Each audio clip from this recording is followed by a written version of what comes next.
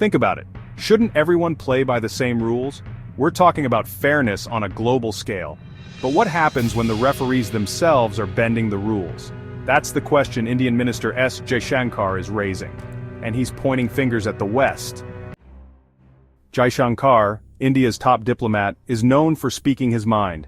And recently, he didn't hold back. He's accusing Western nations of having double standards. They preach democracy and human rights, but do their actions always match their words? Jaishankar says no. Double standards are like having two sets of rules, one for you and a different one for everyone else. Imagine this. The West criticizes a country for restricting press freedom, but then, they turn a blind eye when their allies do the same thing. That's a double standard.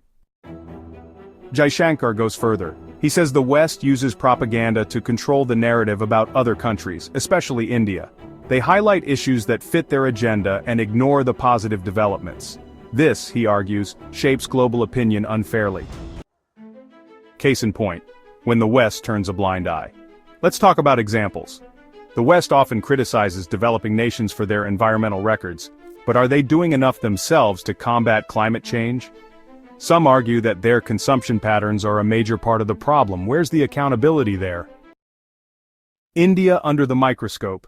A different set of rules? According to Jaishankar, India often faces harsher scrutiny than some Western allies.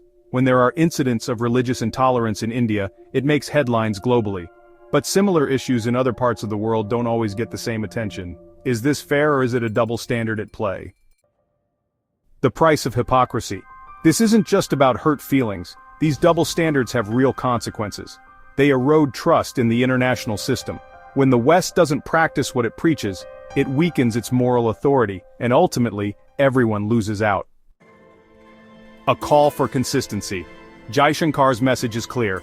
The West can't have it both ways. If they are going to promote democracy and human rights, they need to be consistent. They need to hold themselves and their allies to the same standards they apply to others. Toward a more honest dialogue. Jaishankar's comments might make some people uncomfortable, but they spark a necessary conversation. It's time for a more honest and open dialogue about double standards in international relations. Only then can we move towards a truly equitable world order.